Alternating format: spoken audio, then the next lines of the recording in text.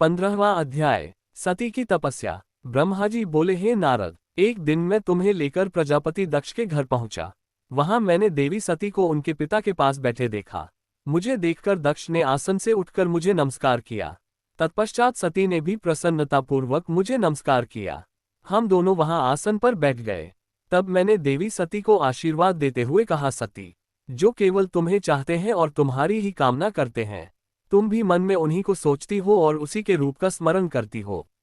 उन्हीं सर्वज्ञ जगदीश्वर महादेव को तुम पति रूप में प्राप्त करो, वे ही तुम्हारे योग्य हैं। कुछ देर बाद दक्ष से विदा लेकर मैं अपने धाम को चल दिया।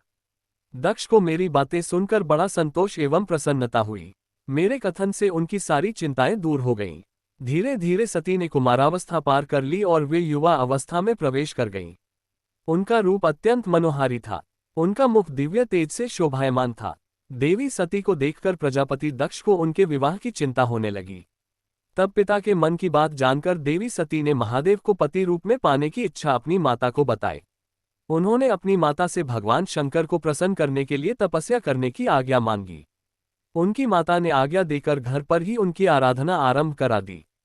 आश्विन मास में नंदा अर्थात प्रतिपदा, षष्ठी और एकादशी तिथियों में उन्होंने भक्तिपूर्वक भगवान शिव का पूजन कर उन्हें गुड़, भात और नमक का भोग लगाया व नमस्कार किया। इसी प्रकार एक मास बीत गया। कार्तिक मास की चतुर्दशी को देवी सती ने मालपुओं और खीर से भगवान शिव को भोग लगाया और उनका निरंतर चिंतन करती रहीं। मार्गशीर्ष मास के कृष्ण पक्ष की अष्टमी को वे तिल, जौ और चावल से शिवजी की आराधना करती और घी का दीपक जलाती। पौष माह की शुक्ल पक्ष सप्तमी को पूरी रात जागरण कर सुबह खिचड़ी का भोग लगाती। माघ की पूर्णिमा की रात भर वे शिव आराधना में लीन रहती और सुबह नदी में स्नान कर गीले वस्त्रों में ही पुनः पूजा करने बैठ जाती थीं। फाल्गुन मास के कृष्ण पक्ष की चतुर्दशी तिथि को जागरण कर शिवजी की विशेष पूजा करती थीं। उनका सारा समय शिवजी को समर्पित था। वे अपने दिन रात शिवजी के स्मरण में ही बिताती थीं। चैत्र मास के शुक्ल पक्ष की चतुर्दशी को वे ढाक के फूलों और दवनों से भगवान की पूजा करती थीं। वैशाख माह में वे सिर्फ तिलों को खाती थीं। वे नए जौ के भात से शिव पूजन करती थीं। ज्येष्ठ माह में वे भूखी रहती और वस्त्रों तथा भटकटया के फूलों से शिव पूजन करती थीं। आषाढ़ मास के शुक्ल पक्ष की चतुर्दशी को वे काले वस्त्रों और भटकटया से रुद्रदेव का पूजन करती थीं। श्रावण मास में यज्ञोपवीत वस्त्रों तथा कुश आदि से वे पूजन करती थीं। भाद्रपद मास में विभिन्न फूलों व फलों से वे शिव को प्रसन्न करने की कोशिश करती। वे सिर्फ जल ही ग्रहण करती थीं।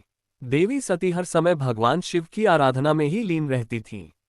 इस प्रकार उन्होंने दृढ़तापूर्वक नंदा व्रत को पूरा किया। व्रत पूरा करने के पश्चात वे शिवजी का ध्यान करने लगी। वे निश्चित आसन में स्थित हो निरंतर शिव आराधना करती रहीं। हे नारद, देवी सती की इस अनन्य भक्ति और तपस्या को अपनी आंखों से देखने में विष्णु तथा अन्य सभी देवी देवता और ऋषि मुनि वहां गए। वहां सभी ने देवी सती को भक्तिपूर्वक नमस्कार किया और उनके सामने मस्तक झुकाए। सभी देवी देवताओं ने उनकी तपस्या को सराहा। तब सभी देवी देवता और ऋषि मुनि मेरे ब्रह्मा और विष्णु सहित कैलाश पर्वत पर पहुंचे। वहां भगवान शिव ध्यानमग्न थे। हमने उनके निकट जाकर दोनों हाथ जोड़कर उन्हें प्रणाम किया तथा उनकी स्तुति आरंभ कर दी। हमने कहा, प्रभो, आप परम शक्तिशाली हैं। आप ही सत्व, रज और तप आदि शक्तियों के स्वामी हैं। वेदत्रयी, लोकत्रयी आपका स्वरूप है। आप अपनी शरण में आए भक्तों की सदैव रक्षा करते हैं। आप सदैव भक्तों का उद्धार करते हैं। हे महादेव, हे महेश्वर, हम आपको नमस्कार करते हैं। आपकी महिमा जान पाना कठिन ही नहीं, असंभव है। हम आपके सामने अपना मस्तक झुकाते हैं। ब्रह्मा जी बोले, नारद, इस प्रकार भगवान शिव शंकर की स्तुति करके सभी देवता मस्तक झुकाकर शिवजी के सामने चुपचाप खड़े हो गए।